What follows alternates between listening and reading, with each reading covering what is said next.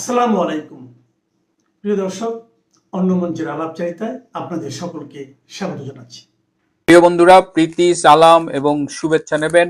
গতকাল থেকেই এই গুঞ্জনটি জোরালো হয়ে উঠেছে, বিশেষ করে লন্ডন প্রবাসী একজন অনুসন্ধানী সাংবাদিকের ফেসবুক স্ট্যাটাসকে কেন্দ্র করে যে রাষ্ট্রপতি শাহাবুদ্দিন আহমেদ চুপ্পু পদত্যাগ করতে যাচ্ছেন।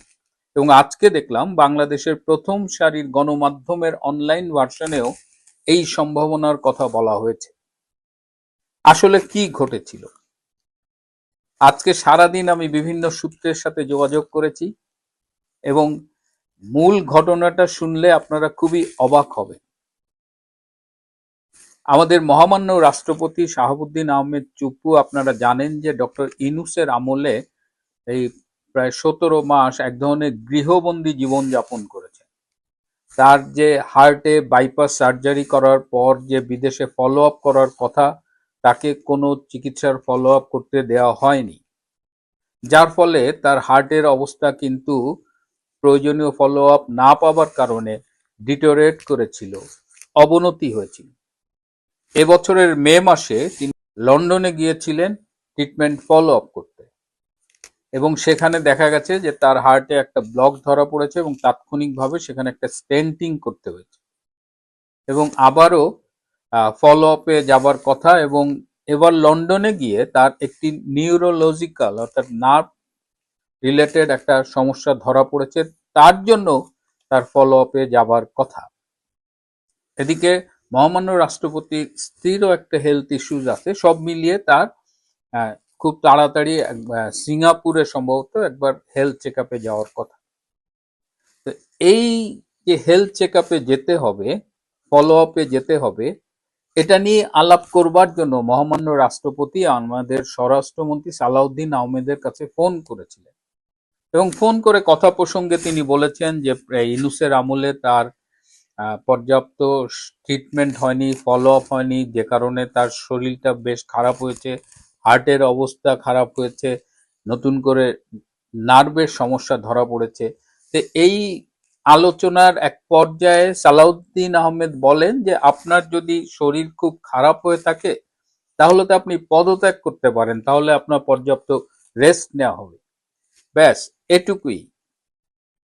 এখান থেকেই কিন্তু ডালপালা মিলেছে যে রাষ্ট্রপতি পদত্যাগ করতে যাচ্ছেন, স্বাস্থ্যগত কারণ দেখিয়ে পদত্যাগ করতে যাচ্ছেন। আপনারা এবার লিঙ্কটা খুঁজে পেলেন? কারা এটি রটাচ্ছে যে রাষ্ট্রপতি পদত্যাগ করবেন? এই সালাউদ্দিন আহমেদ বিদেশের সেই অনুসন্ধানী সাংবাদিক যিনি কোনো একটা মহলের হয়ে কাজ করেন, পাকিস্তানি গোয়েন্দা সংস্থা আইএসআই, জামাত, এনসিপি, বর্তমান প্রধানমন্ত্রীর সামরিক উপদেষ্টা ডক্টর ব্রিগেডিয়ার অবসরপ্রাপ্ত শামসুল ইসলাম এবং এসএসএফ এর বর্তমান মহাপরিচালক মিস্টার সামাদ, এদের একটা চক্র এই সামান্য ফোন আলাপটাকে ফুলিয়ে ফাঁপিয়ে একটা গুজব বাজারে ছেড়েছে যে বাংলাদেশের রাষ্ট্রপতি পদত্যাগ করতে যাচ্ছে। এমনও বলা হচ্ছে যে সরকার চাপ দিয়েছে যে আপনি স্বাস্থ্যগত কারণ দেখিয়ে পদত্যাগ করেন। আপনাদের নিশ্চয়ই মনে আছে যে ডক্টর ইউনূস অবৈধভাবে ক্ষমতা দখলের পর নানানভাবে চেষ্টা করা হয়েছে শাহাবুদ্দিন আহমেদ চুপ্পুকে রাষ্ট্রপতির পদ থেকে সরিয়ে দেবার, এবং চুপ্পুকে যদি সরিয়ে দেওয়া সম্ভব হতো তখন, তাহলে ডক্টর ইউনূসদের যে বিভিন্ন অসাংবিধানিক কার্যক্রম সেগুলো বাস্তবায়ন করতে সুবিধা হতো। বর্তমান বাংলাদেশে আপনি খেয়াল করে দেখবেন যে একমাত্র শাহাবুদ্দিন আহমেদ চুপ্পুই কিন্তু বৈধ সাংবিধানিক পদের অধিকারী। বাকি সংসদ বলেন, ডক্টর ইউনূসের রেজিম বলেন, সবকিছু নেই কিন্তু সাংবিধানিক বিতর্ক রয়েছে এবং তাদের বৈধতার সংকট রয়েছে। তো এখন নতুন করে একটা ষড়যন্ত্র করা হচ্ছে এবং একটা নাম আপনারা শুনবেন, বলা হচ্ছে যে নাসিমুল গনি রাষ্ট্রপতি হবে। কে এই নাসিমুল গনি? এই নাসিমুল গনি হলো যে বাংলাদেশের হিজবুত তাহরির অন্যতম প্রতিষ্ঠাতা এবং উপদেষ্টা।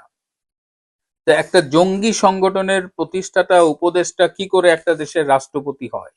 কারা তার নামটা ছড়াচ্ছে? বাংলাদেশে যারা জঙ্গিবাদ স্টাবলিশ করার জন্য স্বপ্ন দেখে, তারাই কিন্তু সুকৌশলে এটা ছড়াচ্ছে। সাথে তারা আইরিন খানের কথা বলছে, যাকে সম্প্রতি জাতিসংঘে রাষ্ট্রদূত হিসেবে নিয়োগ দেওয়া হয়েছে। আইরিন খানের তো রাষ্ট্রপতি হবার কোনো প্রশ্নই আসে না। বিএনপি কি এতটাই বলদ দল যে নাসিমুল গনি কিংবা আইরিন খানের মতো লোকজনকে রাষ্ট্রপতি বানাতে হবে? তাদের দলে কি রাষ্ট্রপতি হবার মতো লোক নাই? আসলে এই ষড়যন্ত্রটা এ কারণেই করা হচ্ছে শাহাবুদ্দিনকে সরিয়ে দেওয়ার। এবং শাহাবুদ্দিন আহমেদকে কিন্তু সুপরিকল্পিতভাবে অনেকবার অপমান করা হয়েছে। ইউনূসের আমলেও করা হয়েছে, তারেক সরকারের আমলেও করা হয়েছে। যেখানে আমরা দেখতে পাচ্ছি যে প্রধানমন্ত্রী তারেক রহমান যখন 21শে ফেব্রুয়ারি শহীদ মিনারে শ্রদ্ধা জানাতে গেলেন, তিনি কিন্তু রাষ্ট্রপতিকে পর্যাপ্ত সম্মান দিয়েছে। তারেক রহমান এখন পর্যন্ত কিন্তু বলেননি যে রাষ্ট্রপতিকে পদত্যাগ করতে হবে, বরং গতকাল এবং আজকের আলোচনায় তারেক রহমান কিন্তু বেশ বিব্রত এবং কিছুটা বিস্মিত যে কারা এই গুজবটি বাজারে ছেড়েছে বা এই আলোচনাটি ছেড়েছে। এই আলোচনা বা এই শাহাবুদ্দিনকে সরানোর মধ্য দিয়ে নতুন করে কারা কোন ষড়যন্ত্র করছে, এটা নিয়ে কিন্তু তারেক রহমান তার খুব কাছের দু একজনের সাথে কথা বলেছেন। তারেক রহমানের ঘনিষ্ঠ একটি সূত্র আমাকে নিশ্চিত করেছে যে এখন পর্যন্ত তারেক রহমান রাষ্ট্রপতির পদত্যাগের ব্যাপারে কোনো কিছু ভাবেননি। এবং তিনি আমাকে এও বলেছেন যে যদি রাষ্ট্রপতিকে পদত্যাগ করতেই হয়, সেক্ষেত্রে তারেক রহমান সরাসরি রাষ্ট্রপতির সাথে কথা বলবেন। ভাইস ভার্সা, মহামান্য রাষ্ট্রপতির যদি মনে হয় যে সরকার চাইছে তার সরে দাঁড়ানো দরকার, সেক্ষেত্রে মহামান্য রাষ্ট্রপতি নিজে তারেক রহমানকে ফোন করে জানতে চাইবেন। কারণ বর্তমানে প্রধানমন্ত্রী এবং রাষ্ট্রপতির মধ্যে কিন্তু টকিং টার্ম আছে, যেটা ডক্টর ইউনূসের আমলে ছিল না। ডক্টর ইউনূসের আমলে বলতে গেলে শাহাবুদ্দিন আহমেদ চুপ্পুকে একেবারে অস্পৃশ্য করে রাখা হয়েছিল এবং ইউনূস তাকে কোনো রকমের সম্মান পাত্তা কিছুই দিতেন না। কিন্তু এই মহামান্য রাষ্ট্রপতি এবার যখন বাজেট অধিবেশনে গিয়েছিলেন, সাধারণত বাজেট অধিবেশনে দেখা যায় যে প্রধানমন্ত্রী তাকে রিসিভ করেন বা নিজের পক্ষে একজন হুইপ যায়, কিন্তু এবার কিন্তু কেউ তাকে রিসিভ করতে যাননি। এবং কেউ যেন তাকে রিসিভ করতে না যায়, অ্যাটলিস্ট হুইপ বা অন্য কেউ, সেই কলকাঠিও নেড়েছেন এই প্রধানমন্ত্রীর সামরিক উপদেষ্টা এই ডক্টর শামসুল ইসলাম।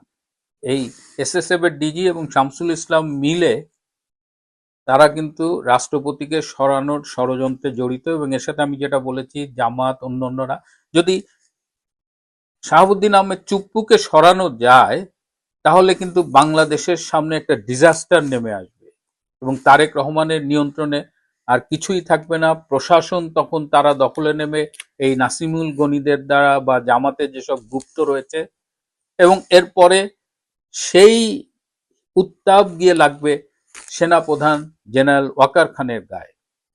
এবং রাষ্ট্রপতির পদত্যাগের এই গুঞ্জন শোনার পরে সামরিক ছাউনিতে কিন্তু ফিসফাস এবং অসন্তোষ শুরু হয়েছে। তারাও এই বিষয়টি পছন্দ করছে না।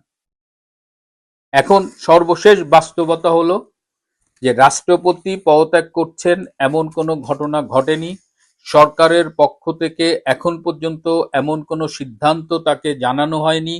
এটি সুকৌশলে ছড়ানো একটি গুঞ্জন এবং তার স্বাস্থ্যগত কারণে তাকে পদত্যাগ করানোর একটা গুজব বাজারে ছেড়ে দেওয়া হয়েছে বিশেষ একটি ষড়যন্ত্র বাস্তবায়নের জন্য।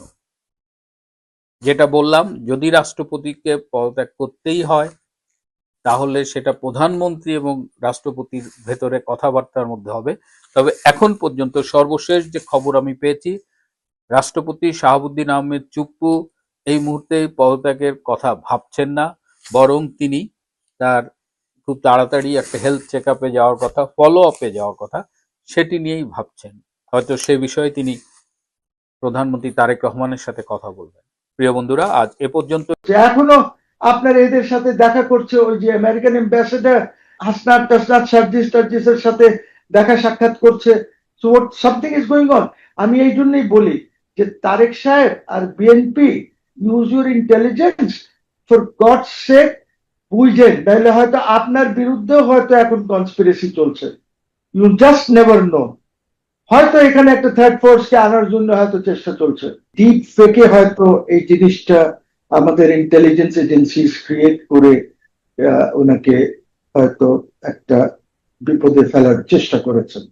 কারণ হচ্ছে যে সেখানে উনি কোন নাম্বার থেকে কোথায় আলাপ করেছেন, কি করেছেন, এটা তো ওদের জানার কথাও না।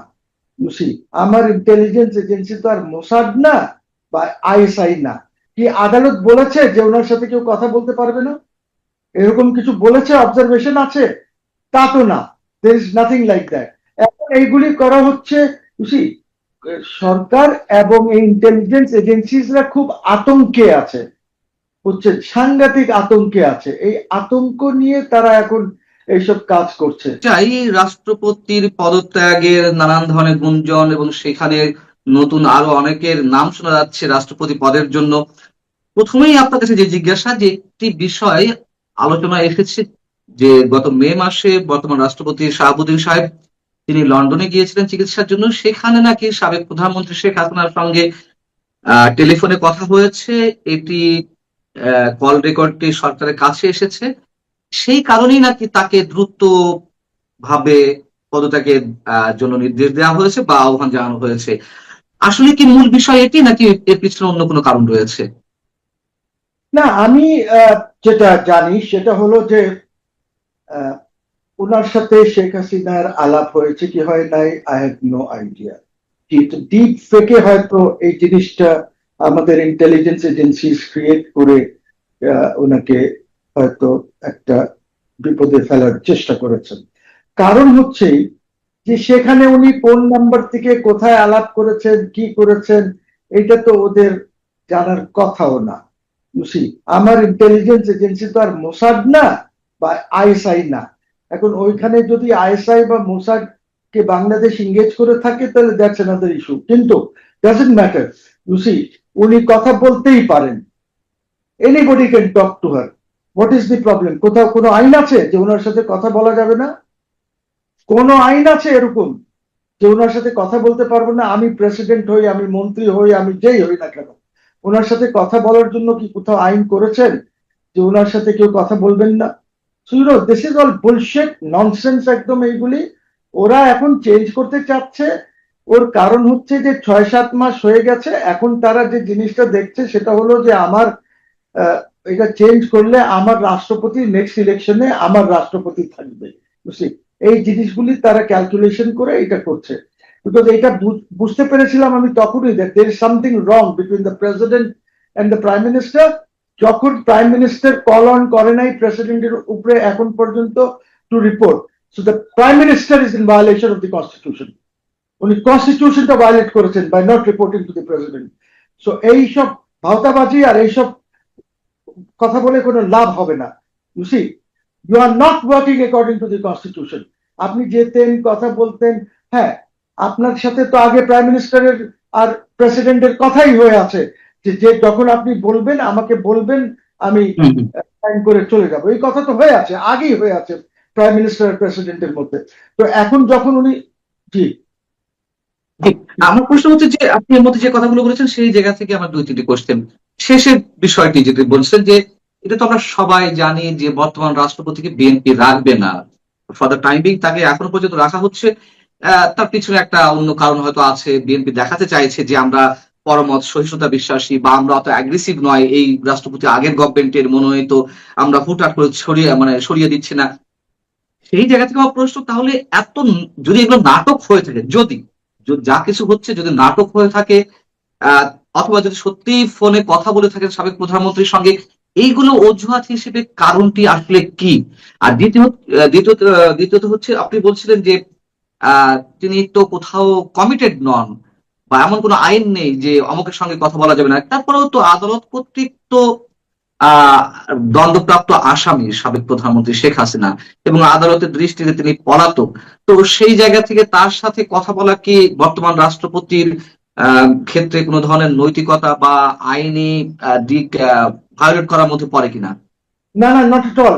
আমি আপনাকে বলি একটা জিনিস, সেটা হলো যে আইসিটি তো আমি নিজে চ্যালেঞ্জ করেছি। আগামী রোববারে আবার আছে সেটা। বুঝছি পয়েন্ট কি আদালত বলেছে যে ওনার সাথে কেউ কথা বলতে পারবে না, এরকম কিছু বলেছে, অবজারভেশন আছে? তা তো না, there is nothing like that, number one. Number two যেটা হচ্ছে যে পলাতকের ব্যাপারে আমার আপত্তি আছে।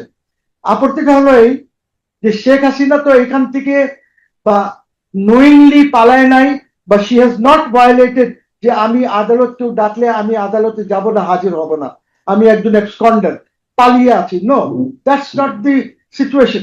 আপনাদেরকে তো ফ্যাকচুয়াল সিচুয়েশনটা সামনে রাখতে হবে। Sheikh Hasina as the prime minister of Bangladesh, ওনাকে নিয়ে গিয়ে আমাদের security forces including the army chief, ওনারা মনে করেছেন যে ওনারা সিকিউরিটি দিতে পারবেন না ওনাকে দিতে, তখন তারা রিকোয়েস্ট করেছে।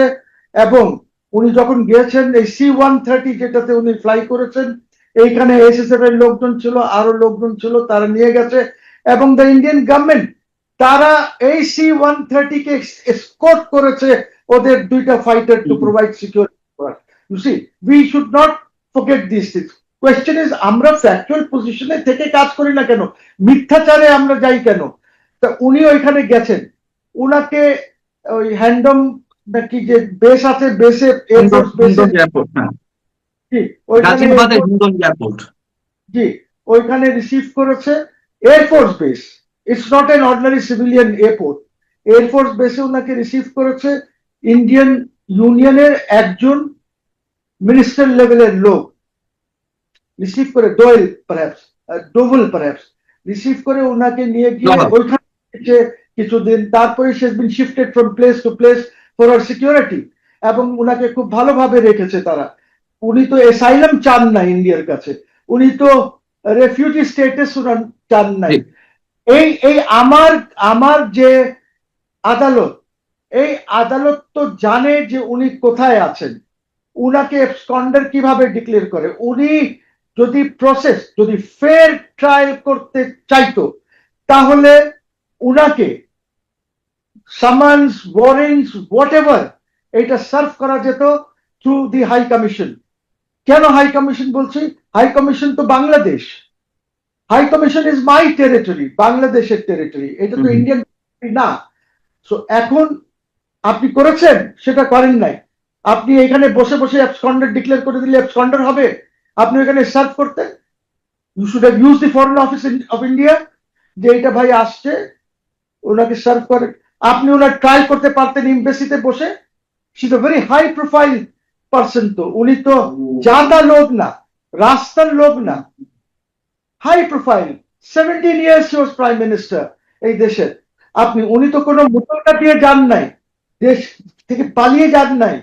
তো আপনি এটা পারতেন না? পারতেন। আজকাল অনেক জায়গায় ট্রায়াল হয় এরকম, যে যখন থেকে এই টেকনোলজি এসেছে এরকম হয়। আমরা জেলখানার থেকে ট্রায়াল করি না? আমরা এই দেশে ভার্চুয়ালি জেলখানার থেকেও তো ট্রাই করি, যদি মনে করি যে একে আনা যাবে না বা আনলে রিস্ক আছে বা হোয়াট এভার, আমরা ওইখানে ট্রায়াল করি না? অনেক ট্রায়াল হয়েছে। আমাদের এরশাদ সাহেবেরও ট্রায়াল জেলখানার থেকে না এনে কোর্টে ট্রায়াল করেছে। Possible, this things are possible. উনি বাংলাদেশে আসতো, বাংলাদেশ মানে কি, Bangladesh high commission which is my territory, ওইখানে উনি ওনার সিকিউরিটি নিয়ে আসতেন, বসতেন, আপনার যা প্রশ্ন করার, যা যে আপনি গিলটি কিনা, এই আমি পড়ে শোনালাম, এগুলো তো করতে পারতেন। আপনি করেন নাই তো। Technology is available. সো এইসব ভাওতাবাজি যে উনি পলাতক আর এগুলি বাদ দিয়ে দেন, এগুলি বাদ দিয়ে দেন। In this technological world this is absurdity, absolutely absurdity. আর আমি তো এই আদালতটাকে আনকনস্টিটিউশনাল বলে আখ্যায়িত করে মামলাই করেছি। রাইট, আমরা জানি সেটাই। আমার যেখানে প্রশ্ন ছিল যে তাহলে এত কিছু, মানে আমরা যেখানে সবাই জানি যে বিএনপি বর্তমান রাষ্ট্রপতিকে রাখবে না, তাহলে এইসব অজুহাত যদি এখনো গভর্নমেন্ট কিন্তু কোনো কিছু স্বীকার করেনি। স্বরাষ্ট্রমন্ত্রী আজকে বলেছেন উনি পদত্যাগ করবেন কি করবেন না আমরা এখনো জানি না, আমরা অফিসিয়ালি কিছু জানতে পারিনি, এটা পত্রিকায় আপনারা যেমন দেখছেন আমরাও তেমন দেখছি, অর্থাৎ গভর্নমেন্ট এখনো ফর্মাল কোনো বক্তব্য দেয়নি। সেই জায়গা থেকে আমি বলছি, যদি এগুলো হয়ে থাকে সত্যি সত্যি যে তিনি কথা বলেছেন সেটি গভর্নমেন্ট জেনেছে, সেই জায়গা থেকে চাপ দিচ্ছে, আমার প্রশ্ন হচ্ছে একটি, যে চাপ, মানে চাপ দেওয়ার জন্য এই অজুহাত গুলো দাঁড় করাতে হবে কেন, যদি সত্যি সত্যি এই বিষয়গুলো ঘটে থাকে? এখন তাকে বললে তিনি তো এমনিতেই রিজাইন করবেন এবং রাষ্ট্রপতিও বলে দিয়েছিলেন, সেটি ডক্টর ইউনূস সরকার থাকতেই তিনি বলেছেন যে আমি অপমানিত বোধ করছি, আমি এখানে থাকতে চাই না। এবং বর্তমান বিএনপি সরকার আসার পরেও তিনি বলেছেন যে সরকার যখনই রিজাইন করবে, ইচ্ছা প্রকাশ করবে যে আমি পদত্যাগ করি, আমি সাথে সাথে রিজাইন করব। তাহলে এইসব এইসব নানান বিষয় আমাদের সামনে তো আনা হচ্ছে কেন? দেখেন, আমার কাছে একটি রিপোর্ট হচ্ছে যে উনি 21 জুলাই রাত্রে রেজিগনেশন লেটার দিয়ে দিয়েছে। ওকে, আচ্ছা উনি উনি এইটা একটা রিপোর্ট আছে। হ্যাঁ, আর একটা রিপোর্ট হচ্ছে যে ওনাকে বলা হয়েছে যে আপনি 25 তারিখের মধ্যে আপনি পদত্যাগ করবেন। আর আমাকে এই যে 21 তারিখের যে রিপোর্ট আছে, এটা একটা সিকিউরিটি ইস্যুর থেকে আমি জানতে পেরেছি যে এইটা হয়েছে। আমার রিটেন লিখিত ভাবে আমাকে মেসেজ দিয়েছে। ওটা অনেকেই পেয়েছে এবং আমিও পেয়েছি, মানে নানান ভাবে হয়তো আপনিও পেয়েছেন যে মেসেজটি বা নানান ভাবে ছড়িয়েছে। কিন্তু আপনি কি পার্সোনালি এটি কনফার্মড যে তিনি করেছেন, যেহেতু আপনার অনেক সোর্স আছে বা আপনার অনেক ঘনিষ্ঠজন আছে? এখনো কনফার্ম না, হয়তো আচ্ছা কনফার্ম হবে। আমাকে একটা সোর্স বলেছিল যে আজকে আমাকে জানাবেন। ঠিক আছে, আচ্ছা এখনো আমি কিছু জানতে পারিনি, জানালে আমি I'll let you know. So but the fact is you see where there is a smoke there is a fire. তাহলে নিশ্চয়ই কিছু ঘটছে, আচ্ছা সামথিং ইজ গোয়িং অন।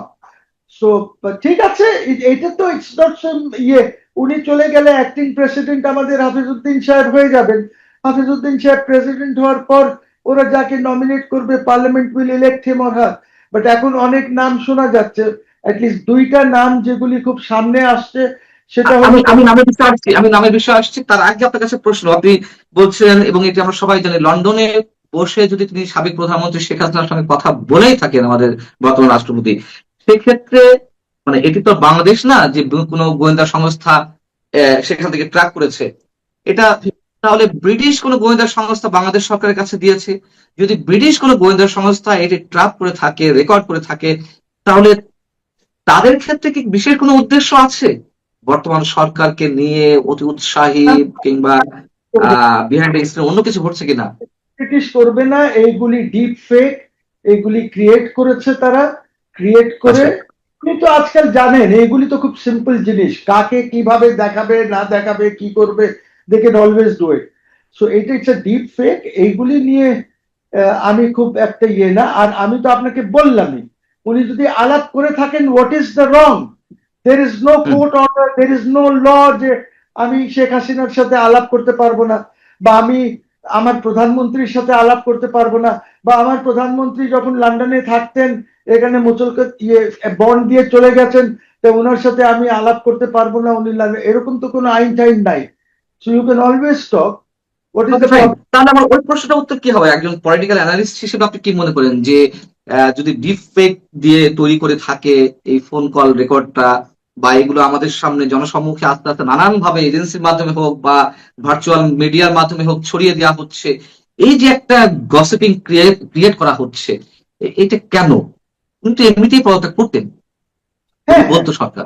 তো উনি তো বলেছেনই, উনি তো বলেছেন আমাকে বলবেন আমি চলে যাব। হ্যাঁ এখন এইগুলি করা হচ্ছে, বুঝি সরকার এবং এই ইন্টেলিজেন্স এজেন্সিসরা খুব আতঙ্কে আছে, বুঝছেন, সাংঘাতিক আতঙ্কে আছে। এই আতঙ্ক নিয়ে তারা এখন এইসব কাজ করছে যে কোনোভাবে যদি এইগুলি কি বিদায় দেওয়া যায়। But this will not help, Panna, this things don't help, because Sheikh Hasina তো ওরকম একটি ব্যক্তি না। Sheikh Hasina has been the prime minister. এখন একটা ধরেন আমি দেখলাম যে আওয়ামী লীগের লোকজন যদি বিএনপি কে ভোট না দিত, তাহলে রেজাল্ট অন্য রেজাল্ট হতো। এখন তো অ্যানালিসিস এরকমও আসতেছে, বুঝি, যদি আওয়ামী লীগ ভোট না দিত, আওয়ামী লীগ তো দিয়েছে এদেরকে ভোট, কিন্তু এরা যদি এটা স্বীকার না করত। দেখেন অনেক কথা, এখন তো অনেক কথা আসছে, আপনি জানেন আমি বলেছি যে জুলাই অগস্টকে আমি মানি না। কেন মানি না? যদিও আমি তখন এটা চাচ্ছিলাম, শেখ হাসিনা শুনবো, কিন্তু কেন মানি না? বিকজ যদি এইটা আমাদের দেশের হোম গ্রোন হতো আমি মানতাম, কিন্তু এটা তো একটা কনস্পিরেসির মাধ্যমে হয়েছে, একটা সিরিয়াস কনস্পিরেসি, যেখানে টাকা খরচ করা হয়েছে, যেখানে আমেরিকানস আর ইনভলভ, এখনো আমেরিকানরা যেসব কাজ করছে এখানে, এই যে এপিডেমিওলজিস্ট গুলি যেগুলি ঢাকায় এসেছে, 4-5 জন এক্সপার্ট এপিডেমিওলজিস্ট, এই যে এগিয়ে নিয়ে এই ওয়েস্টিনে আপনারা তারা উঠেছে, ওর মধ্যে 2-1 জন চলে গেছে, এক মহিলা এখনো বোধহয় আছে, if she has not gone. So এই জিনিসগুলি তারা এখনো করছে, এখনো আপনার এদের সাথে দেখা করছে, ওই যে আমেরিকান অ্যাম্বাসেডার এই হাসনাত টাসনাত সার্জিসের সাথে দেখা সাক্ষাৎ করছে। So something is going on. আমি এই জন্যই বলি যে তারেক সাহেব আর BNP, use your intelligence, for God sake বুঝেন, নাহলে হয়তো আপনার বিরুদ্ধেও হয়তো এখন কনস্পিরেসি চলছে। You just never know. হয়তো এখানে একটা থার্ড ফোর্সকে আনার জন্য হয়তো চেষ্টা চলছে। লোকজন নাকি আমি শুনেছি স্বপ্নও দেখছে। না, স্বপ্ন তো দেখছি, দেখো আপনি যেটা বলছেন সেরকম আমরাও নানান ধরনের বাতাস থেকে গন্ধ পাচ্ছি যে থার্ড ফোর্থ কাউকে আনার চেষ্টা করা হচ্ছে এবং তারাই সম্ভবত খুব শীঘ্রই আসবে, শোনা যাচ্ছে যেটি। আহ না, এখন আসি যে লোকজন নাকি স্বপ্নেও দেখেছে, লোকজন নাকি আচ্ছা, স্বপ্নে দেখছে যে অমুক ব্যক্তি রাষ্ট্রপতি হয়ে গেছে, অমুক ব্যক্তি প্রাইম মিনিস্টার, এইগুলি এখন লোকজন স্বপ্নতেও দেখছে নাকি। না, আমি এখন থার্ড ফোর্স আনার জন্য যদি কেউ চেষ্টা করে থাকে এবং আপনি যে জুলাই আগস্টের কথা বললেন তার পেছনে যে মার্কিন ব্লুপ্রিন্ট, সেই ব্লুপ্রিন্ট যদি এখনো অব্যাহত থাকে ইমপ্লিমেন্ট করার, তাহলে তো স্বপ্ন দেখতে সমস্যা কোথায়? স্বপ্ন তো অনেকে দেখতেই পারে। you see why I am saying this, because Sergio গোর আসতেছে 2-1 দিনে, ঠিক হ্যাঁ, আছে হ্যাঁ, এখানে। এখন সার্জিও গোর যে আছে, he is not only the ambassador for India, সে কিন্তু special envoy for Middle East and Central Asia, right. খুব বড় ক্যাপ হিজ ওয়েরিং। তো এই যে আসতেছে, এই যে আয়শা এইখানে কি ঘটাবে, কি কথা বলবে কার সাথে, উই ডোন্ট নো। ওদিকে আমাদের আমেরিকান এজেন্ট খলিলুর রহমান ম্যানিলাতে না কোথায় গেছে, ওইখানে সে লোকজনের সাথে কথা বলছে, ওর মধ্যে আবার রাশিয়ানদের সাথেও সে কথা বলেছে। What is he talking, what is he doing, I don't know. সে আবার হয়তো এই সরকারের বিরুদ্ধেও তো কনস্পিরেসি করতে পারে, বিকজ ওই লোকটাই এরকম। This government must be very careful. এই জন্য এই গভর্নমেন্টকে 2টা কাজ করা উচিত হয়নি। এক হলো law minister, since he was the attorney general, উনাকে ক্যাবিনেটে নেওয়া উচিত হয় নাই। আর একটা খলিলুর রহমান, যিনি ওই আমেরিকান চুক্তি করে আপনাদেরকে ভাষায় দিয়ে আসছে। You see, we are the আপনি problem. নসিমুল গনি সাহেবের কথা বলছেন যে ক্যাবিনেটে, মানে ক্যাবিনেট সচিব করা হয়নি নাকি অন্য কার কথা? শোনা যাচ্ছে বিভিন্ন সোর্সেস থেকে, there are some sources which are very strong, যে উনাকে হয়তো রাষ্ট্রপতি করবেন। আর একটা সোর্স বলেছে বর্তমানে যিনি প্রিন্সিপাল সেক্রেটারি আছেন টু দ্য প্রাইম মিনিস্টার, উনিও হতে পারেন। এইগুলি কানে আসতেছে, কিন্তু আমার এখন কথা হচ্ছে এখন কিন্তু কোনো পলিটিক্যাল লিডারের নাম কানে আসতেছে না। রাইট। না, আর মেজর হাফিজ সাহেবের কথা আসছে, উনি হয়তো ভারপ্রাপ্ত রাষ্ট্রপতির দায়িত্ব নিতে পারেন বা তিনি রাষ্ট্রপতি মানে পূর্ণ মেয়াদের জন্য রাষ্ট্রপতি হতে পারেন, এরকম শোনা যাচ্ছে। আমরা যদি এই যে বর্তমান যে 2 সচিব মিস্টার আব্দুল সাত্তার এবং নাসিরুল গনি, তাদের কথা যদি বিবেচনায় নিয়ে আসি, এটি কিভাবে সম্ভব? তারা তো রানিং সেক্রেটারি এবং এটি এটি প্রেসিডেন্সিয়াল পদটা কি লাভজনক পদ নয়? না না, রানিং সেক্রেটারি না, I think they are on contract. Contract, চুক্তিভিত্তিক নিয়োগ, চুক্তিভিত্তিক নিয়োগ তো। কন্ট্রাক্ট ক্যান্সেল করে দেবে, দিস নো প্রবলেম। আচ্ছা, কন্ট্রাক্ট ক্যান্সেল করে তারা তারা লাভজনক পদে আসতে পারে। ওইখানে আবার একটা বাধা ছিল, এখন আছে কিনা আমি জানি না, যে কয়েক বছর পর্যন্ত তারা পারবে না, এরকম একটা আইন ছিল। আই হ্যাভ নট রিভিউড ইট। ধরে নিলাম কোনো বাধা নেই আইনগত ভাবে, কিন্তু নৈতিক ভাবে, রাজনৈতিক ভাবে এটা কি একটু এটা কি বলা যায়, এটাকে একটু মিস্ট্রিয়াস মনে হয় না? যে বিএনপির মতো এরকম একটি দলে এত বেশি যোগ্য প্রার্থী থাকা সত্ত্বেও, বা যদি আমলাদের মধ্যেও ধরি, সাবেক কোনো আমলা, ডার্ক সাইডে ভালো আমলা, তারাও তো আছেন, তো তাদের বাদ রেখে এখন নাসিমুল গনি সাহেবের কথা আসছে, যাকে নিয়ে অনেক ধরনের বিতর্ক রয়েছে, অথবা আব্দুল সাত্তার, আরেকজন নাম শোনা যাচ্ছে যে জাতিসংঘের স্থায়ী প্রতিনিধি হিসেবে এরই মধ্যে যার নাম ঘোষণা করা হয়েছে, মিস আইরিন খান। হ্যাঁ, তার কথাও শোনা যাচ্ছে। আসলে এই পদটি নিয়ে কেন, মানে এগুলো কি ইচ্ছাকৃতভাবে মার্কেটে ছড়ানো হচ্ছে, গুঞ্জনগুলো তৈরি করা হচ্ছে, নাকি আসলে কিছু ঘটতে যাচ্ছে, বিশেষ কিছু ঘটতে যাচ্ছে? তাই না, এইগুলি করে হয়তো একটা চমকও আসতে পারে। একটা চমকও তো আসতে পারে। চমকটা তো হতে পারে, আপনার নাম যদি চলে আসতো তো আমরা চমকিত হতাম। হ্যাঁ, আমার নাম তো আসবে না, বাট এরকম আমার মতনই কারোর নাম চলে আসতে পারে, চমক হতে আচ্ছা, পারে। না, ঠিক আছে, আমি পান করছিলাম। এখন বিষয় হচ্ছে যে আসলে এইগুলো এত গুঞ্জন ছড়ানো হচ্ছে কেন, মানে আপনার কি মনে হয়?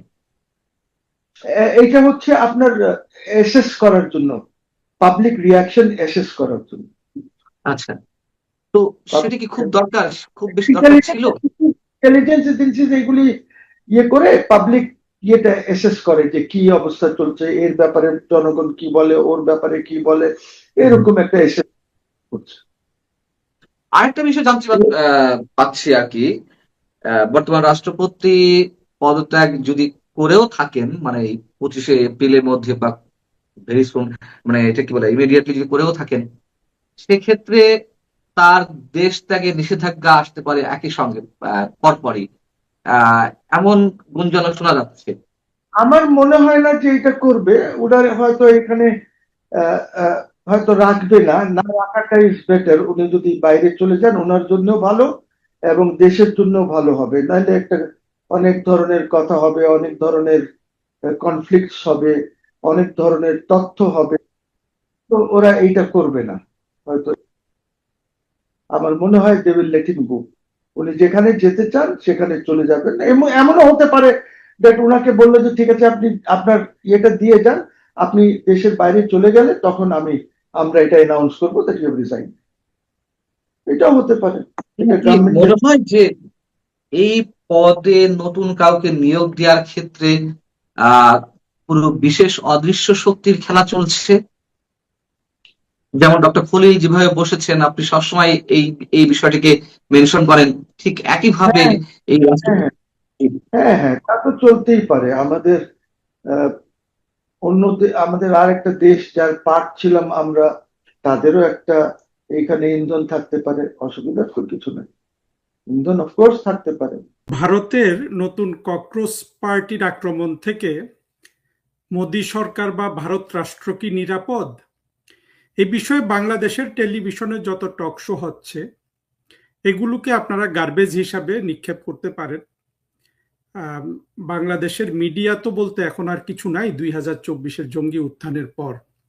ফলে যা কিছুই তারা বলে, যত জ্ঞানী গুণী আসুক না কেন, ওরা আসলে জামাতের যেটা লাভ হবে সেই কথাটা বলে, এবং সাথে যদি বিএনপির কিছু লাভ হয়। আবার আওয়ামী লীগের হয়ে যারা এসব বক্তৃতা বিবৃতি দেয়, ওদেরও আসলে ওই জ্ঞানের গভীরতা অতটুকু নাই যে এই এই বিষয়গুলোকে ভালোভাবে বিশ্লেষণ করতে পারে। আর একটা দলীয় প্রিজম তো সব জায়গায় থাকে। ককরোচ পার্টির এই আন্দোলন শুরু হওয়ার পর আমরা যেটা দেখলাম যে বাংলাদেশে 2024-এ যারা জঙ্গি উত্থান ঘটিয়েছে তারা এটার সাথে চরমভাবে একাত্মতা ঘোষণা করেছে। ব্র্যাক বিশ্ববিদ্যালয়ের একটা শিক্ষক, ছেলেটা বাংলা বলতে পারে না, দেখলাম যে টনটনে ইংরেজি বলে, যে ওই যে এই হোচিমিন নামে একটা তৃতীয় লিঙ্গ যে সহযোগিতা করেছিল 2024-এর জঙ্গি উত্থানে, যে নাকি আওয়ামী লীগ সরকারকে দিয়ে শরীফার গল্প লিখিয়ে সে এই তাদের এই চক্রান্তের অংশ হয়ে, চিন্তা করেন একটা মানুষ যাকে তারা কেটে ফেলবে, যার গর্দান, সেই হোচিমিন, সেও কিন্তু এই জঙ্গি সন্ত্রাসী আন্দোলনে অংশ হয়েছিল। পরে দেখা গেল যে 2024-এর জঙ্গি উত্থানে সে একটা লাল বদর হয়েছে। লাল বদরদের এই ব্যাপক সমর্থন দেখে এটা বোঝা যায় যে ভারতের যে ককরোচ আন্দোলন, এইটা আসলে ওরা উৎসাহিত হয়েছে মোদী সরকারকে ফেলে দেওয়ার জন্য।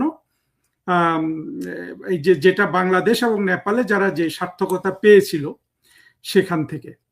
কিন্তু আবার ভারত রাষ্ট্র কর্তৃপক্ষ কিংবা ভারতের যারা মোদী সরকারের পক্ষে যারা কথাবার্তা বলেন, তারা এটাকে অত্যন্ত ক্ষুদ্র জিনিস হিসাবে দেখছেন, তুচ্ছতাচ্ছিল্যের বিষয় থেকে দেখছেন।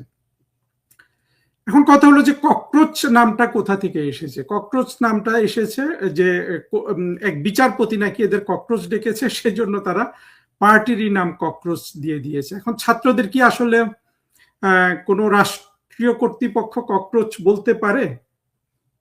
আমি মনে করি পারে না। যদি সে আমাদের দেশে যে রকম জামাত, বিএনপির কথা বলবো না, জামাত, শিবির, এইভাবে যে গুপ্ত সন্ত্রাসীরা আছে, এদেরকে প্রধানমন্ত্রী শেখ হাসিনার রাজাকার ডাকা কিন্তু যথেষ্ট আপনার বৈধ ছিল।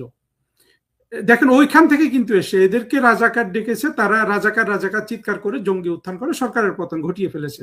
ওদেরকে কেউ ককরোচ ডেকেছে, ওরা ককরোচ দল গঠন করে ফেলেছে। সুতরাং নিঃসন্দেহে বলা যায় যে 2024-এর জঙ্গিদের, বাংলাদেশের জঙ্গিদের যে যে বিজয় তারা দেখেছে, সাকসেস দেখেছে, বিজয় তো বলবো না, সাফল্য, সেখান থেকে কিন্তু এই ককরোচের দল কিন্তু অনুপ্রাণিত হয়েছে।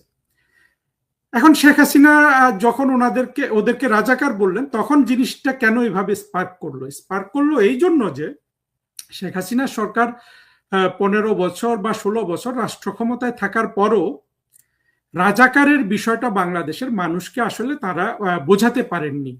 আপনারা যদি খেয়াল করেন যে এই 14-15 বছরেই কিন্তু আমাদের যে মুক্তিযুদ্ধের চেতনা, এই চেতনাকে চেতনাবাজি বলে এই 14-15 বছরেই এইটার সর্বনাশ করেছে এবং একেবারে লজ্জাজনক একটা ফ্রেজে ওরা পরিণত করে ফেলেছিল, যারা 2024-এর জঙ্গি উত্থান সংগঠিত করেছে।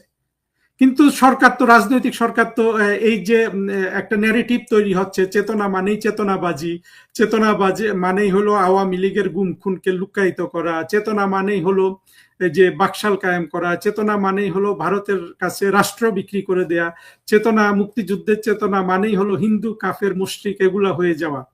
এই জিনিসগুলো দাঁড় করিয়েছে না মানুষের ভেতরে। কিন্তু আওয়ামী লীগের সরকার তো দক্ষতার সাথে এটা মোকাবেলা করেনি এবং দুঃখের সাথে বলতে হচ্ছে যে এগুলোকে তারা এখনো গুরুত্বপূর্ণ মনে করছে, সেই রকম কোনো প্রমাণ কিন্তু আমাদের হাতে নাই।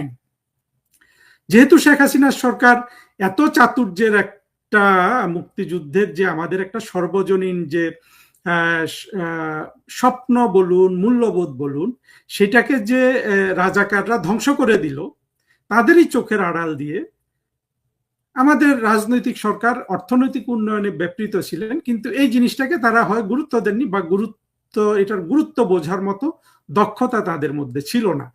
ফলে যে সময় তিনি রাজাকারদের রাজাকার বলে গালি দিলেন, রাজাকারদের তৈরি করা যে বিশাল সমাজ তারা একসাথে খেপে গেল যে না, শেখ হাসিনা এদেরকে রাজাকার বলছে, রাজাকার মানে তখন আসলে ইয়েটা হয়েছে। কিন্তু যদি শেখ হাসিনার আওয়ামী লীগ দল কিংবা তারা যদি সাফল্যের সাথে রাজাকার শব্দটাকে প্রতিষ্ঠিত করতে পারতেন, যখন শাহবাগী চেতনাবাজি বলে আওয়ামী লীগের মুক্তিযুদ্ধের চেতনাকে হাস্যকর করা হচ্ছে, তার বিরুদ্ধে যদি শেখ হাসিনার সরকার সত্যিকারের যথাযথ ব্যবস্থা নিতে পারতেন, তাহলে কিন্তু বাংলাদেশে তো রাজাকারই থাকে না। আসলে রাজাকার বলে আবার ফিরে আসা সেটা তো অনেক পরের ব্যাপার। কিন্তু আমরা দেখলাম যে রাজাকার বলার পরেই দেখলাম যে এদের সাহস এবং উদ্ধৃত্ত এবং বেয়াদবি যাই বলুন না কেন সবকিছু বেড়ে গেছে এবং কিছু মানুষকে তারা রাস্তায়ও নামিয়ে ফেলতে পেরেছে। কিন্তু ভারতে কি সেরকম রাজাকার শ্রেণী আছে? যদি রাজাকার শ্রেণী ভারতে থেকে থাকে তাহলে ভারত রাষ্ট্রের তো এটা একটা বড় ব্যর্থতা। আর যদি রাজাকার শ্রেণী না থাকে তাহলে ছাত্ররা যদি রাস্তায় জড়ো হয় তাদেরকে ককরোচ ডাকা তো আসলে যায় না। ককরোচ যদি ডেকে ফেলে সেটা ভুল স্বীকার করে সেটা ভারত সরকার তো এটার ব্যবস্থা করছে, আমরা কিন্তু সেটাও দেখিনি। এখন এই ককরোচরা জড়িত হয়েছে এবং সেটা ব্যাপকভাবে বাংলাদেশের স্বাধীনতা বিরোধী মৌলবাদী শ্রেণী, এমনকি বাংলাদেশের এখন মিডিয়াহীন যে জগৎটা আছে, মিডিয়া নামে আসলে মিডিয়া আছে, এখানে মিডিয়াহীনতা চলছে আর কি, তারা বেজায় খুশি এবং তারা কিন্তু মোদী সরকারের অলরেডি পতনই ঘটিয়ে ফেলেছে। কিন্তু মোদী সরকার আসলে এই পর্যায়ে পড়বে না, কিন্তু মোদী সরকার যে এই বিপদ থেকে তারা রক্ষা পাবে এইটাও কিন্তু তাদের অত সহজভাবে ভেবে নেওয়ার আসলে কোনো কারণ নাই। আমরা দেখেছি যে এই আন্দোলনে বাংলাদেশেও যেমন হয়েছিল, বাঁধন টাধন এরা নেমে গিয়েছিল, ভারতেও কিন্তু কিছু পাকিস্তানপন্থী মুসলমান এই আন্দোলনে নেমে গেছে। তার একটা হলো কি শাবানা আজমি বা তার হাজবেন্ড, এরা কিন্তু মনে প্রাণে পাকিস্তানি রয়ে গেছে, যদিও এরা ভারতীয়, কিন্তু এদের মধ্যে আসলে পাকিস্তান প্রীতি এত বেশি যে ভারত রাষ্ট্র এদের এত দিল। চিন্তা করুন তো, শাবানা আজমি যদি পাকিস্তানে চলে যেত বা পাকিস্তানের নায়িকা হতো, সে বড় জোরই যে বাংলাদেশে একটা নায়িকা আছে শবনম, তত বড় হতো, এর থেকে বড় কি হতে পারত? আর এই যে তার হাজবেন্ড কি নাম, এই যে খুব বড় কবি এবং গীতিকার হিসাবে খুব ভালো, আফরিন আফরিন গান লিখেছে। সেই সেই ভদ্রলোক কি হতো, পাকিস্তানের কয়টা কবিকে কে চেনে?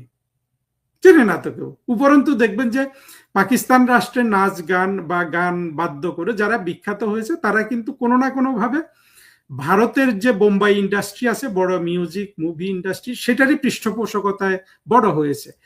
ভারতীয় প্রচার প্রচারণা না থাকলে কিংবা ভারতে তাদের যথেষ্ট ভোক্তা শ্রেণী না থাকলে কিন্তু মেহেদী হাসান যে বিখ্যাত, আমি মনে করি উপমহাদেশের সবচেয়ে বড় শিল্পীদের একজন, তিনি মেহেদী হাসান কিন্তু হতে পারতেন না।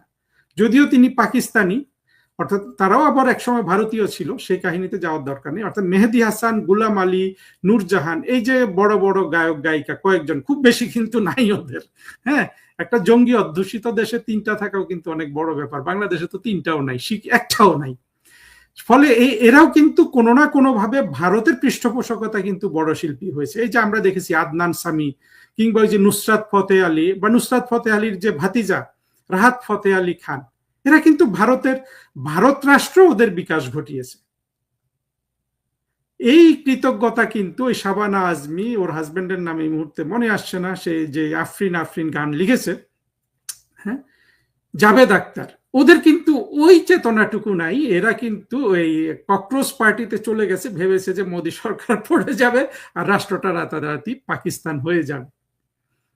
চিন্তার দৌড় কতটুকু দেখেন। কিন্তু তারপরও কি ভারত রাষ্ট্র আসলে এই ধরনের ককরোচ আন্দোলন বা কোনো ধরনের বড় আন্দোলনের যদি ষড়যন্ত্রমূলক হয় সেটা থামানোর কি শক্তি কি ভারত রাষ্ট্র রাখে, মোদী সরকার রাখে? এখানে আসলে মোদী সরকার এবং ভারত রাষ্ট্রের কিন্তু চিন্তা করা দরকার। একটা জিনিস খেয়াল করবেন যে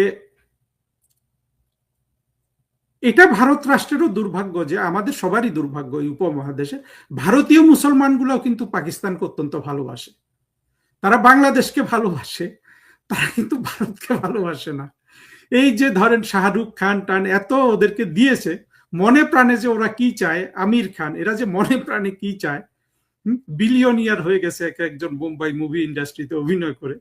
এরা সত্যিকারে মনে প্রাণে কি চায় আমরা কিন্তু জানি না। এদের মধ্যে হয়তো শাহরুখ খান একটু বেটার ভারতীয়, আমির খান কম ভারতীয়, কিন্তু এগুলো নিয়ে বিতর্ক আছে কিন্তু। অর্থাৎ এই লোকগুলা কিন্তু সেই কূপমণ্ডুক মুসলমানই রয়ে গেছে, এরা পাকিস্তানি স্বপ্ন দেখে। আর ভারত ওদের ভালো লাগে না, ভারতে আয় রোজগার করতে ভালো লাগে, কিন্তু ভারত যে একটা গণতান্ত্রিক ব্যবস্থা গড়ে তুলেছে সেটা তাদের পছন্দ নয় মোটা দাগে। আর ভারতের এই মুসলমানদের এই যে এখন দেখেন, এটাও ঠিক যে একটা গণতান্ত্রিক ব্যবস্থায় কি মুসলমানদের এই যে অন্ধত্ব সেটা কি ডিল করা যায়? আমরা তো দেখি যে আমেরিকানরাও এটা ডিল করতে পারে না, ফ্রান্সও ডিল করতে পারে না, পশ্চিমা শক্তিগুলোও তো এটাকে মোকাবেলা করতে পারে না। তারা করে কি, কেউ যদি কোথাও একটা বোমা ফাটায় কিংবা গুলি করে কয়েকজনকে মেরে ফেলে, ওরা ঠিক প্রতিক্রিয়া হিসাবে ওই জঙ্গিদের 200, 400, 10 জন 20 জনকে মেরে ফেলে। এছাড়া তো জঙ্গিবাদের এই যে সারা বিশ্বের যে একটা সবচেয়ে বড় বিপদ, এই জঙ্গিবাদ, যেটা আসলে 2024-এর বাংলাদেশ রাষ্ট্র দখল করেছে, এটা তো আমেরিকার জন্য বিপদ। কিন্তু আমেরিকা কি এটাকে ঠিক দক্ষতার সাথে মোকাবেলা করে বা সত্যিকার অর্থে প্রজ্ঞার সাথে মোকাবেলা করে? আমরা কিন্তু দেখি না। আমরা উপরন্তু দেখলাম যে আমেরিকা এদের সাথে গিয়ে কিন্তু আবার সখ্য করে। এই যে আজকেই দেখলাম, আজকে না কালকে, আমেরিকার রাষ্ট্রদূত এই জঙ্গিগুলা যেটা এনসিপি পার্টি করেছে তাদের সাথে মিটিং করছে। অর্থাৎ আমেরিকা রাষ্ট্র তার প্রজ্ঞা হারিয়েছে। একই সমস্যা কিন্তু ভারতেরও। গণতান্ত্রিক ব্যবস্থায় আসলে ইসলামিক জঙ্গিবাদকে মোকাবেলা করা কঠিন। ইসলামিক জঙ্গিবাদকে যারা সবচেয়ে ভালো মোকাবেলা করেছে সেটা হলো আপনার চীন এবং রাশিয়া। চীনের কথা ধরুন, চীন তো ইসলামিক জঙ্গিবাদকে আপনার মানসিক রোগ ঘোষণা দিয়েছে না? এখন ভারত, আমেরিকা কিংবা কানাডা কিংবা বাংলাদেশের আমাদের আওয়ামী লীগ সরকার, এরা ভাবে যে জঙ্গিবাদকে যদি মানসিক রোগ হিসাবে আমরা ঘোষণা দেই, তাহলে আমাদের সরকার পড়ে যাবে, মানুষ আমাদেরকে অপছন্দ করবে। আবার আওয়ামী লীগের জন্য এটা বেশি কঠিন, কারণ আওয়ামী লীগ তো বড় অংশে নিজেই কিন্তু এই মানসিক রোগে আক্রান্ত। কিন্তু দেখেন চীন কিন্তু সহজেই এই মানসিক রোগ বলেই কিন্তু এটাকে দমন করে ফেলেছে।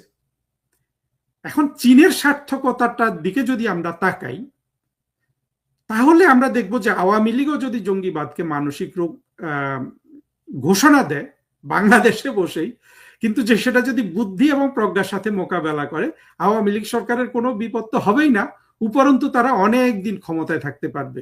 কিভাবে দেখেন, শুধু প্রশ্নগুলা দেখেন। আমি হয়তো এই 15-20-25 মিনিটের ভিডিওতে বুঝিয়ে বলতে পারবো না, কিন্তু আপনাদেরকে সূত্রগুলা ধরিয়ে দিতে পারবো। বুঝিয়ে বলতে হলে দীর্ঘ সময় লাগবে, ধীরে ধীরে কথা বলতে হবে, ধীরে ধীরে চিন্তা করতে হবে। ততক্ষণে তো আপনারা সবাই আমার বক্তৃতা ছেড়ে পালিয়ে যাবেন, বন্ধ করে দিবেন ইউটিউব, আমি কথা বলারই আগ্রহ পাবো না। কিন্তু সূত্রটা দেখেন, এই যে চীন যে তারা তো ইসলামকেই আসলে মানসিক রোগ হিসাবে ঘোষণা মানে ধরে নিয়েছে, সেইভাবে সেটাকে ট্রিট করে। আমি ইসলাম ধর্মের দিকে গেলাম না, আমি জঙ্গিবাদকেই ধরলাম। এই যে জঙ্গিবাদকে যে চীন মানসিক রোগ ঘোষণা দিয়ে এটাকে সঠিক ওষুধটা দিচ্ছে, তাতে সারা বিশ্বের মুসলমানরা যদি জঙ্গিবাদের প্রতি তাদের আচরণটা বা কমিটমেন্টটা যদি সৎ হতো, সারা বিশ্বের 200 কোটি মুসলমান চীনকে বয়কট করার কথা ছিল না। আফটার অল সেখানে কিন্তু একটা মানে জঙ্গিবাদ আর ইসলাম ধর্মের তো পার্থক্য করা খুব কঠিন হয়ে যায় মাঝে মধ্যে। সেটা কি হয়েছে? চীন যদি জঙ্গিবাদকে মানসিক রোগ ঘোষণা দিয়ে হজম করতে পারে, আপনার প্রজ্ঞা থাকলে আপনি বাংলাদেশেও জঙ্গিবাদকে মানসিক রোগ ঘোষণা দিয়ে হজম করতে পারবেন। ভারত রাষ্ট্র জঙ্গিবাদকে মানসিক রোগ ঘোষণা দিয়ে হজম না, শুধু অনেক উপকার করতে পারবে। এইখানে এই প্রজ্ঞাটার অভাব, এখানে হলো আসলে চিন্তার অভাব। আমরা যেটা দেখেছি যে দেখেন, চিন্তাতে কিন্তু এখন মার্কিন যুক্তরাষ্ট্র কিন্তু সীমাবদ্ধ একটা রাষ্ট্র। এই যে এআই, আর্টিফিশিয়াল ইন্টেলিজেন্স ইত্যাদি যেগুলো এসছে না, এগুলো তো শিশু কিশোর তরুণদের মগজকে আরো ধ্বংস করে দিয়েছে। আমরা যে বাংলাদেশের জেএনজির এত প্রশংসা শুনি শেখ হাসিনা সরকারের বিরুদ্ধে যাওয়ার কারণে, কিন্তু এদের তো আসলে মগজ অলরেডি নানান কারণে এদের ধ্বংস হয়ে গেছে। এই শ্রেণীটা এরা সহজে জঙ্গিবাদটাকে কেন গ্রহণ করছে? ওটা অত্যন্ত সহজ। যেমন আপনার প্রেম করা, একটা দীর্ঘমেয়াদী রিলেশনশিপ গড়ে তোলা যেমন অনেক কঠিন, আবার দেখবেন পর্নোগ্রাফিতে আপনি আসক্ত হয়ে যান, সেটা অনেক সহজ। এই সহজটাই হলো এআই এবং আপনার এই যে যা বর্তমানে ইন্টারনেট যুগটা নিয়ে এসছে আর কি। ফলে বাংলাদেশের এই জেএনজিকে আপনার সম্মান করার কোনো কারণ নাই। আপনাকে বুঝতে হবে যে ওরা নির্বুদ্ধিতার সামিল, এবং ওদেরকে বুদ্ধিমান বানানোর জন্য আমাদের কোনো আসলে কোনো ধরনের আপনার ব্যবস্থা নাই। রাষ্ট্রে রাজনীতিবিদদের মধ্যে ব্যবস্থা নাই, রাষ্ট্রে আপনার কি বলে আপনার গার্ডিয়ান শ্রেণীর মধ্যে নাই। আমি 2-3 দিন আগে একটা ভিডিওতে দেখলাম, একটা বাপ একটা শিক্ষিকাকে মারার জন্য অলমোস্ট যে মানে তার সন্তানকে মেরেছে। আবার শিক্ষিকাও কেন সন্তানকে মারবে? আমরা তো জানি যে সভ্যতা বলে যে কেউ কাউকে মারবে না, ছাত্রছাত্রীকেও মারবে না। ও শিক্ষিকাও কিন্তু জঙ্গি, ও দিয়েছে জঙ্গি ধারণা থেকে বাচ্চাটাকে দিছে মার। বাচ্চার বাপ হলো ডাবল জঙ্গি, সে এসে শিক্ষিকাকে মেরে ফেলতে চায়। বুঝতে পেরেছেন মানে কোন ধরনের উন্মাদনার দিকে সমাজটা ধাবিত হচ্ছে? যাই হোক, এই যে আবার বলি কথাটা, চীন যদি জঙ্গিবাদকে মানসিক রোগ ঘোষণা দিয়ে সেইভাবে এটাকে হজম করতে পারে, সেইভাবে এটাকে দমন করতে পারে, বাংলাদেশের আওয়ামী লীগও পারবে, ভারতের মোদী সরকারও পারবে, কংগ্রেস সরকারও পারবে। পারে না কেন? কারণ হলো মোদী সরকার বলুন আর আওয়ামী লীগ বলুন, এই লোকগুলা তো আমাদের সমাজেরই অংশ। তাদের চিন্তা ভাবনার দৌড়, তাদের দক্ষতার দৌড়, তাদের প্রজ্ঞার দৌড় কিন্তু যে খুব বেশি, এইটা ভাবার আসলে কোনো কারণ নেই। আবার এরা প্রজ্ঞাবান মানুষের কথা শুনবে না বলে তারা যদি দাঁত মুখ খিচে বসে থাকে, সেটা তো আসলে রাষ্ট্রের জন্য অনেক বেশি দুঃখের কারণ। আমরা যদি ভারতের অংশটা চিন্তা করি, দেখেন ভারতে এই যে আমি কিন্তু এর মধ্যে আমার কথাবার্তা অলরেডি চলে এসেছে যে মুসলমানরা কিভাবে ভারতের জন্য বড় ধরনের একটা বিপদ। কারণ হলো এরা সেই গণতান্ত্রিক মন মানসিকতায় ভারতের ওটার সুযোগ গ্রহণ করে, অর্থনৈতিকভাবে সমৃদ্ধি লাভ করে, কিন্তু তারা মনে মনে পাকিস্তানকে ভালোবাসে। তো এটা তো ভারত রাষ্ট্রের জন্য বড় ধরনের হুমকি। এই হুমকিকে মোকাবেলা করার জন্য ভারতে আমরা যেটা দেখি যে বিজেপি মনে করে যে তারা এই হুমকিকে মোকাবেলা করছে। তাহলে এই হুমকিকে তারা কিভাবে মোকাবেলা করছে?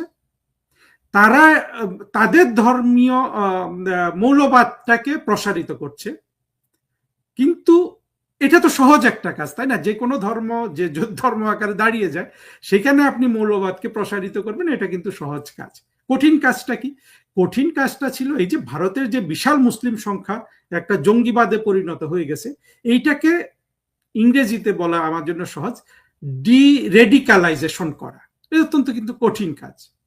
সেই দিকে না গিয়ে বিজেপি কিন্তু ভিন্ন ধরনের প্রতিক্রিয়া দেখাচ্ছে। এই প্রতিক্রিয়াটা কিন্তু ভারত রাষ্ট্রের জন্য ভালো হচ্ছে না। আবার ভারতের যে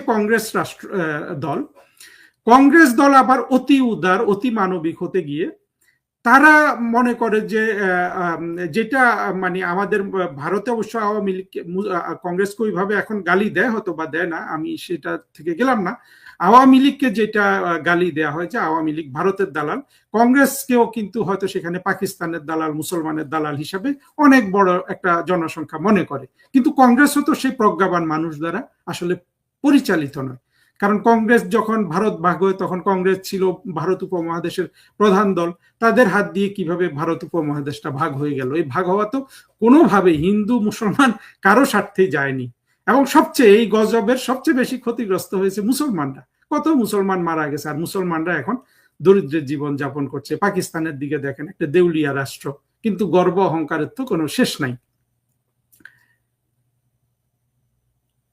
যাই হোক, আমার মনে হয় আমার বক্তব্য বুঝতে পেরেছেন। আবার বাংলাদেশের জঙ্গিরা দেখেন ভাবছে যে যদি মোদী সরকার পড়ে যায়, কংগ্রেস সরকার চলে আসলে এই এই কি বলে, এই যে জঙ্গি মৌলবাদীরা একটা স্থায়িত্ব পাবে। বিজেপি এবং নরেন্দ্র মোদীকে তারা অনেক শত্রু মনে করে, কিন্তু আসলে কি সেটা হবে? এটা অবশ্য আমাদের আওয়ামী লীগের পক্ষে যারা লেখে, ফেসবুক ইউটিউব করে, তারা সবাই দেখিয়েছে যে কংগ্রেসের সাথেই তো আওয়ামী লীগের সবচেয়ে বড় সখ্য, এবং দুইটা দলের অন্তত লিখিত নীতির মধ্যে মিল আছে। ফলে কংগ্রেস সরকার আসলে আর যাই হোক, আওয়ামী লীগের সাথে তাদের যে ঐতিহাসিক সম্পর্ক সেটা তো আরো শক্ত হবে। তবু মৌলবাদ এমন একটা জিনিস, মৌলবাদ উপস্থিত লাভটা এমন ভাবে দেখে, এখন তারা মোদী সরকারের পতন চাচ্ছে যাতে কংগ্রেস আসে, ভাবে যে কংগ্রেস আসলে তাদের উপকার হবে। ঠিক যেভাবে তারা চীনকে ভালোবাসে। দেখেন, চীনের কথাটা ও শেষই করতে পারলাম না। চীন যদি আপনার জঙ্গিবাদকে মানসিক রোগ ঘোষণা দিয়ে, এটা তো প্রকারান্ত ইসলামকে মানসিক রোগ হিসাবে তারা ঘোষণা দিয়েছে, তারপরে সৌদি আরব চীনের সাথে ব্যবসা বাণিজ্য করছে না? ইরানের সাথে তো সবচেয়ে বড় সখ্য। দেখেন, ইসলামকে কিংবা জঙ্গিবাদকে মানসিক রোগ ঘোষণা দিলে যেই দুইটা রাষ্ট্রের সবচেয়ে বেশি তেলে বেগুনে জ্বলে ওঠার কথা, একটা ইরান, একটা পাকিস্তান। কারণ মুসলিম বিশ্বের 57টা দেশের মধ্যে, 57টা বাদ দেন, 50টা প্রধান দেশের মধ্যে, বাকি 60টার গল্প আমি আনছি না, 50টা প্রধান দেশের মধ্যে দুটো ইসলামিক রিপাবলিক আছে, একটা হলো পাকিস্তান, একটা হলো ইরান। তর্কের খাতিরে আমরা ধরি যে জঙ্গিবাদ না, ইসলামকে ইরান মানসিক রোগ ঘোষণা দিয়েছে। ইসলামকে মানসিক রোগ ঘোষণা দেওয়ার পরে পাকিস্তান আর ইরান দুইটা ঘোষিত ইসলামিক রিপাবলিক, কোরআনী আইনে চলা রাষ্ট্র, এটা হজম করে নিয়েছে না? তাহলে আপনি কেন এটা বুঝতে পারেন না? আওয়ামী লীগের নেতারা এটা কেন বুঝতে পারবেন না যে আপনি যদি বাংলাদেশের জঙ্গিবাদকে আপনি মানসিক রোগ ঘোষণা দিয়ে সেটাকে সেইভাবে আপনি আদর যত্ন করেন, আপনিও টিকতে পারবেন। এইখানে আপনাকে ইরানের মতো প্রজ্ঞাটা অর্জন করতে হবে। ইরানের প্রজ্ঞাটা কি? ইরানের প্রজ্ঞা দেখেন, কমিউনিজমের দুইটা রাষ্ট্র, রাশিয়া, সোভিয়েত ইউনিয়ন আর চীন। সোভিয়েত ইউনিয়ন ভেঙে গেল, চীন ভাঙলো না। কেন চীন ভাঙলো না? চীন খুবই প্র্যাকটিক্যাল। চীন দেখেছে যে মানুষের যে মানে যে মূল প্রকৃতি, যে মানুষ প্রতিযোগিতা করতে চায়, মানুষ সম্পদ অর্জন করতে চায়, সেই রাস্তাগুলো চীন কিন্তু খুলে দিয়েছে বাজার অর্থনীতিকে আধা আধি গ্রহণ করে। আবার সমাজতন্ত্রের যে ধারণাগুলো মানুষকে ব্যাপকভাবে সহায়তা করে, সেগুলো তারা রাষ্ট্রের মধ্যে রেখে দিয়েছে। চীন, অনেকে মনে করে যে চীনে কোনো বাক স্বাধীনতা নাই। সত্য না, চীনে এক ধরনের বাক স্বাধীনতা নাই, সেটা খুবই লিমিটেড, কিন্তু মানুষের বিকাশে যেসব চিন্তা ভাবনা করতে হয় সেটা চীন দেশের কোথাও বসে করতে কিন্তু কোনো অসুবিধা নাই। বরঞ্চ এখন দেখা যাচ্ছে এটা মার্কিন যুক্তরাষ্ট্রে বসে করতে অসুবিধা আছে। এই যে চীন একই সাথে 3টা বুদ্ধি গ্রহণ করলো, আপনার জঙ্গিবাদকে আপনার মানসিক রোগ ঘোষণা দিয়ে হজম করলো, এটা চীনের প্রজ্ঞা। চীন মানুষের চিন্তার বিকাশের কোনো বাধা নাই সেখানে, এবং মানুষের বেসিক নিড বা ইনস্টিংক্ট, খারাপ ভালো দুটোরই কোনোটাই কিন্তু চীন দেশে আপনি আপনি আপনি অসীম করতে পারবেন যতক্ষণ না চীনের যে সরকার পদ্ধতি আছে এটার বিরুদ্ধে আপনি দাঁড়ান। আর চীনের সরকার পদ্ধতি তো জনগণ বান্ধব, তারা মানুষের উপকার করে, সেই দেশে কোনো জঙ্গিবাদ নেই। বুঝতে পেরেছেন? আমার মূল পয়েন্টটা এটা, মূল পয়েন্ট হলো যে চীন যদি ইসলামকে মানসিক রোগ ঘোষণা দেওয়ার পরেও বিশ্বের ঘোষিত মাত্র দুটো ইসলামিক, যারাই সবচেয়ে বেশি ইসলামের রক্ষা কবচ হওয়ার কথা, ইরান এবং পাকিস্তান, তাদের সবচেয়ে বড় বন্ধু থাকতে পারে, আপনি বাংলাদেশে এই জঙ্গিবাদকে মানসিক রোগ ঘোষণা দিয়ে সেইভাবে এইটাকে শক্ত হাতে দমন করলেও আপনি মুসলমান বান্ধব থাকতে পারবেন। চীনের মতো আপনার প্রজ্ঞা দরকার। আর অন্যদিকে দেখেন, এই যে ইরান যে আপনার এই যে ইসলামিক রিপাবলিক হয়ে ইরান শাসন করে, বা পাকিস্তান যে ইসলামিক রিপাবলিক হয়ে পাকিস্তান শাসন করে, এটা কিন্তু সমাজের 10 থেকে 20% মানুষের রাষ্ট্র ক্ষমতা দখল, তাদের ওই রাষ্ট্রটাকে ভোগবিলাস করা, এটার জন্যই কিন্তু ওটা পারে। আসলে ইসলামের প্রতি কমিটমেন্ট কারো নাই। ইসলামকে যদি ধর্ম হিসাবে আপনার চিরস্থায়ী করতে হয়, তাহলে জঙ্গিবাদটাকে মুসলমানদেরই আন্তরিকভাবে আপনার ধ্বংস করা উচিত, করে বাকি জিনিসটা কিভাবে আপনার তারা ধর্মকে রক্ষা করবে, পরকাল ইহকাল নিশ্চিত করবে, সেভাবে চিন্তা করা উচিত। মূল যে পয়েন্ট ছিল যে ককরোচ পার্টির আক্রমণ থেকে ভারত বা মোদী সরকার নিরাপদ কিনা, মোদী সরকারের নিরাপত্তা কম, কারণ মোদী সরকার তো বোঝাই যাচ্ছে তাদেরও চিন্তা ভাবনার সীমাবদ্ধতা আছে। সেই দিক থেকে মোদী সরকার সম্পূর্ণ নিরাপদ নয়। কিন্তু মোদী সরকার যদি এইরকম আন্দোলন, এই যাত্রা তো নিরাপদ হয়ে গেছে, আর মোদী সরকার যদি পড়ে যায় কি হবে? মোদী সরকার পড়ে গেলে সেখানে ইলেকশন হবে, সেখানে তো এই যে এইরকম কোনো পার্টি ক্ষমতায় আসবে না ইউনুসের মতো, তাই না? এসে বলবে যে আমরা মুজিবের বাংলায় বৈষম্যের ঠাঁই নাই বলেই বিজয় অর্জনের সাথে সাথে মুজিবের ভাস্কর্যের কাঁধে চড়ে বসা, এই অরাজকতা তো সেখানে হবে না। কারণ হলো ভারত রাষ্ট্র অন্তত এতটুকুন প্রজ্ঞা দেখাতে পেরেছে যে তারা ডেমোক্রেটিক প্রসেসটা শুরু থেকেই তারা গ্রহণ করেছিল গণতান্ত্রিক পদ্ধতিতে। ভারতে সে এখন মোদী সরকার পড়ে গিয়ে, আমি আবার বলছি এই যাত্রায় পড়বে না, কিন্তু এই ধরনের বড় ধরনের চক্রান্তমূলক কোনো আন্দোলন হলে সেখান থেকে নিজেকে রক্ষা করার মতো যথেষ্ট প্রজ্ঞা আমি অন্তত মোদী সরকারের মধ্যে দেখি না। তবে আমরা শেখ হাসিনা সরকারের মধ্যেও দেখি নাই, কিন্তু শেখ হাসিনা সরকার কিন্তু অনেকবার বেঁচে গেছে, 18-তে বেঁচেছে, 24 অনেকবার বেঁচেছে, আপনারা জানেন এগুলো। মোদী সরকারও হয়তো বেঁচে যাবে। আর মোদী সরকার যদি পড়ে যায়, ইলেকশন হবে, ইলেকশনে হয়তো মোদী সরকার আবার আসবে, না হলে আবার কংগ্রেস আসবে। কংগ্রেস আসলে কিন্তু আওয়ামী লীগের জন্য আরো বেশি বেনিফিট। অর্থাৎ বাংলাদেশের যে জঙ্গি শ্রেণীটা 2024-এ রাষ্ট্র দখল করেছে, ভারতে কোন দল আসলো না আসলো এটার উপর আসলে তাদের ভবিষ্যৎ ভাগ্য নির্ধারণ করে না। তাদের ভবিষ্যৎ ভাগ্য এখানে যে তারা যে চক্রান্ত করেছে সেটা বাংলাদেশের মানুষের কাছে ধরা পড়ে গেছে, এটার শাস্তি তাদের পেতে হবে। আমরা কিন্তু দেখেছি বনি আমিনকে কিভাবে আক্রমণ করেছে ইটালিতে। চিন্তা করুন তো, একটা কিছু পরিবর্তন হইলে 2024-এর এই যে এনসিপি নামক যে আত্মঘাতী জঙ্গিগুলো আছে তাদের উপর মানুষ কিভাবে হামলে পড়বে। আমি অবশ্য সেটা চাই না, আমি সবকিছু চাই যে আইনের মাধ্যমে হোক। কিন্তু আমাদের যেটা করতে হবে, শেখ হাসিনার নেতৃত্বে বাংলাদেশ তো অলমোস্ট আপনার এখন শুধু সময়ের অপেক্ষা, আবার বাংলাদেশে সরকার গঠন করবে, সবকিছু হবে। কিন্তু আমরা কি সেই প্রজ্ঞা দেখাতে পারবো? আমরা কি এমন মানুষদের দায়িত্বে আনতে পারবো যে একটা পলক হবে না? এই যে দেখেন পলক বেচারা, আজকে কিন্তু সে সবচেয়ে তার নির্বুদ্ধি, তার সবচেয়ে বড় শাস্তি সে নিজেই ভোগ করছে জেলে গিয়ে।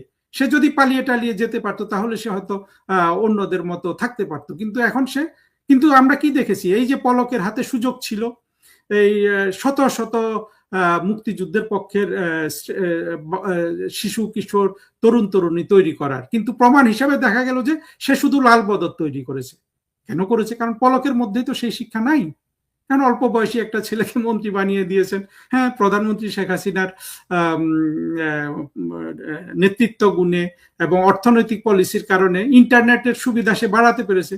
সেই ইন্টারনেট আবার দখল করেছে জঙ্গিরা, এবং সে নিজেও দেখা যাচ্ছে যে বুঝে বা না বুঝে হোক, অশিক্ষা বা কুশিক্ষার কারণে হোক, সে নিজেই বড় একটা এই লাল বদর শ্রেণীর কিন্তু তৈরি করেছিল। চিন্তা করেন, আওয়ামী লীগ সরকারের রাষ্ট্রের পয়সা, রাষ্ট্রের পৃষ্ঠপোষকতায় বিশাল এক লাল বদর শ্রেণী তৈরি হয়েছে আওয়ামী লীগের লোকজনই দ্বারা। তা আমরা কি ভবিষ্যতে আবার এই জিনিসটাই ফেস করবো? এইটার জন্য আমরা এখন এত কষ্ট করছি, সেটা আমাদের কিন্তু একটা দুঃখের কারণ হয়ে থাকবে আবারও যদি সেই ঘটনাটা বাংলাদেশে ঘটে।